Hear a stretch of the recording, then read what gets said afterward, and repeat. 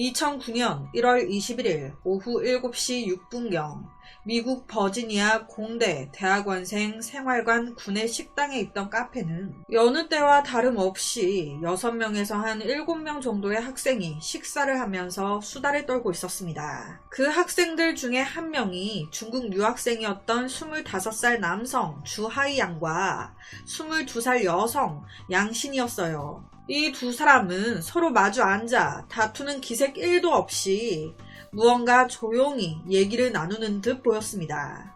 그런데 한 2분? 몇 분이나 지났을까? 갑자기 악! 하는 소리가 들려왔고 그 소리에 놀란 사람들이 고개를 딱 돌렸을 때 그때 주아이 양은 칼을 꺼내 자신을 마주한 양신을 무자비하게 베어버렸습니다. 이 사건이요. 너무 조용했던 카페에서 갑자기 이렇게 벌어진 거여서 함께 있던 다른 학생 그리고 카페 직원 다 너무 놀랬었다고 해요. 놀란 직원은 바로 경찰에 신고를 했습니다. 그리고 경찰은 사건 발생 단 4분 만에 현장으로 도착했어요. 하지만 이미 칼에 찔린 양씨는 사망한 상태였습니다. 이 양신의 상태는요 너무 처참했습니다. 왜냐? 이때 이 주아이 양이요 칼로 찌른 것만이 아닌 아예 양신의 목을 참수했거든요. 실제 현장에 출동했던 경찰은 당시 상황에 대해서 이렇게 얘기했습니다. 공포 영화의 한 장면 같았다고. 현장에 도착했을 때 바닥에 시체가 쓰러져 있었고 한 남자가 머리만 딱 들고 나를 향해 걸어오고 있었다고. 너무 놀래서 그 머리 내리고 손 들라고, 그 머리 내려 손 들어! 라면서 소리쳤다고. 또한 현장에 있었던 목격자 카페 직원도 당시 상황에 대해서 아니 조용하게 있다가 갑자기 악소리가 들려서 고개를 딱 돌려보니까 이 남자가 여자를 칼로 찌르고 있더라고요. 너무 놀래서 바로 카운터 뒤로 숨어 경찰에 신고했어요. 그 남자가 여자를 막 찌르더니 칼로 여자의 머리까지 자르는 걸 봤습니다. 그때 그 남자 얼굴이 잊혀지지가 않아요. 뭔가 화난 것도 아니었고 뭔가 되게 감정 없는 사람처럼 되게 차가워 보였거든요. 와, 너무 상황이 끔찍하지 않았을까 싶은데 사건 현장에서 주아이 양은요 저항 하나 없이 바로 체포가 됐습니다. 체포 후에도 왜 그런 짓을 했냐 라는 질문에 아무 말도 하지 않았다고 하는데 살인에서 체포까지의 과정은 단 몇 분이었지만 22살이었던 양씨는 생명을 잃었습니다. 도대체 둘 사이에 무슨 일이 있었던 걸까? 진실을 밝히기 위해 경찰은 주아이 양의 아파트 수색에 들어갔습니다. 그리고 거기서 이 주아이 양의 살인 무기 구입 영수증을 발견했고요. 피해자인 양신이 주아이 양에게 몇 장의 수표를 돈을 줬었다는 걸 확인하게 됩니다. 아니, 양신이 왜 이 남자한테 돈을 줬을까? 거기다 조사를 하다 보니까 그 모든 학교에 학생들마다 문제가 생기거나 했을 때 보호자들한테 연락을 해야 되거나 하니까 한 학생들마다 비상연락처 같은 걸 등록하잖아요. 그거 보니까 양씨는 비상연락처가 주아이 양으로 되어 있고 주아이 양은 비상연락처가 양신으로 돼 있네. 왜 서로를 비상연락망으로 등록해놨지? 혹시 둘이 연인 사이였나? 아니요. 둘이 연인 사이 아니었습니다. 그럼 왜 이렇게 등록해놨지? 사실 이 둘은요, 오래 알고 지낸 사이도 아니었어요. 서로 알게 된 지 14일밖에 되지 않은 사람들이었습니다. 사건 당일날이요, 이 피해자인 양신이 미국에 온 지 딱 14일째 되는 날이었어요. 그러니까 미국에 온 지 14일 만에 이런 일을 당한 거예요. 25살이었던 주아이 양은 중국 유학생, 중국 출신이었습니다. 집안은요, 아주 좋았어요. 아빠가 대학 교수, 엄마가 의사야, 말 다 했죠. 이런 부모님 밑에서 주아이 양의 성적 또한 항상 최고였습니다. 거기다 성격도 좋다고 주위 사람들한테 많이 좋게 평가받고 있는 남자였어요. 상냥했고 서글서글했고 잘 웃는 남자였다고. 집안 좋아, 공부 잘해, 성격 좋아.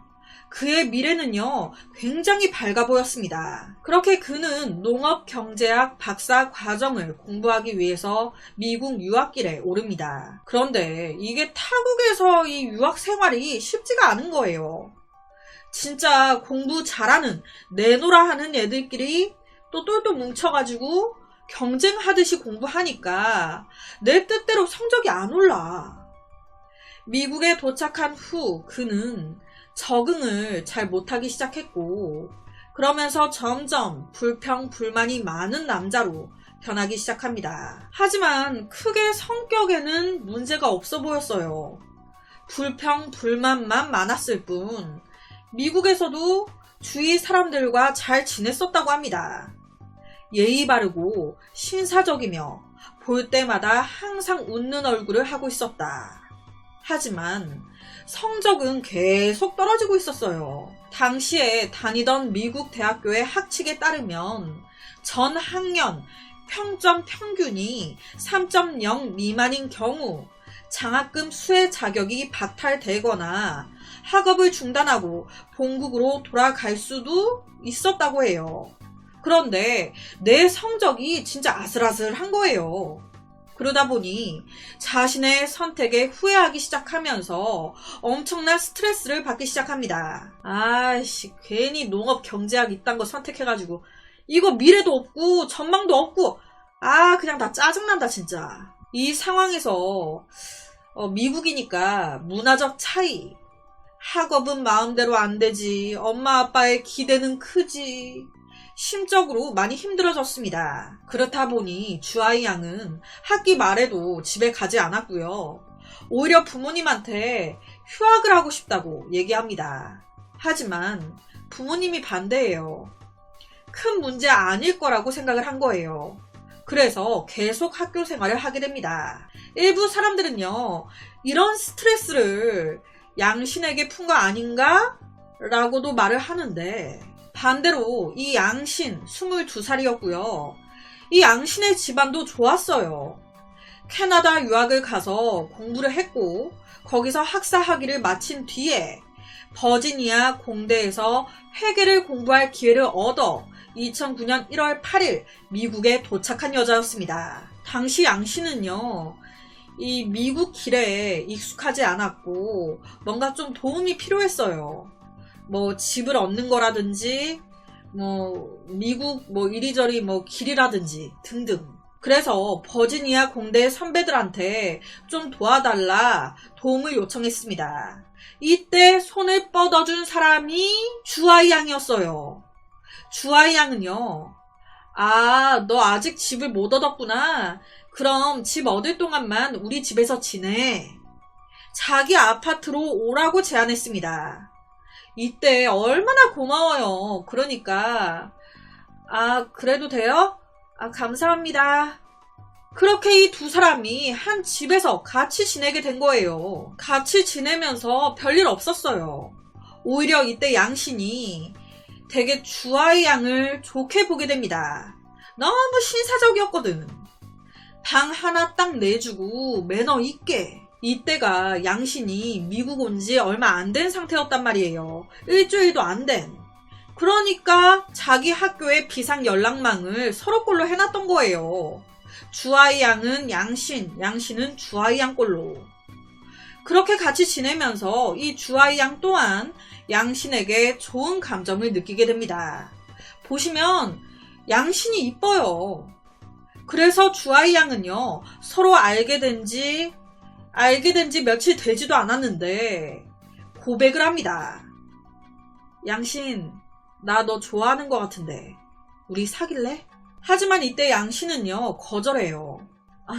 아직 서로 알게 된 지도 얼마 안 됐고 좋은 오빠인 건 알지만 아직은 좀 아닌 것 같아요. 미안해요. 그리고 이때 양 씨는 어쨌든 자기가 얹혀 살고 있는 상황이잖아요. 그 상황에서 고백까지 받아버리고 막 이렇게 돼버리니까 양신도 불편했던 거예요. 그래서 주아이 양한테 그동안 고마웠다면서 4달치 월세를 낼 수 있는 돈 수표를 주고는 그 아파트에서 나갑니다. 그 후에도 주아이 양은요 계속해서 양신한테 자주 전화를 합니다. 이 양신은요 이게 너무 부담스러웠어요. 내가 이미 싫다고 했는데 왜 자꾸 이래. 이때 너무 짜증나니까 양신이 실제로 자기 엄마한테 이렇게 얘기했었대요. 엄마, 나 여기 학교나 뭐 같이 지내는 사람들 다 좋다? 다 좋은데 자꾸 나한테 전화하는 남자애가 하나 있어. 전화 좀 안 했으면 좋겠는데 나 진짜 불편해 죽겠어. 하지만 이런 양신의 마음을 아는지 모르는지 똑같은 기간 주아이 양은 자기 친구한테 이렇게 말합니다. 나 양신 너무 좋다고. 그녀의 남자친구가 꼭 되고 싶다고. 그러니까 주아이 양이 계속 싫다는 여자한테 들이댄 거죠. 참다 안 되겠다 생각한 양씨는요. 뭐 진짜인지 아닌지는 몰라요. 그런데 떼어내려고 한날 이 주아이 양한테 이렇게 말을 합니다. 저기 오빠, 저 남자친구 있어요. 그 남자친구와 결혼할 생각이에요. 정말 죄송해요.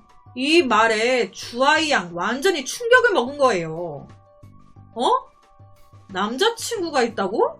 넌 내 건데?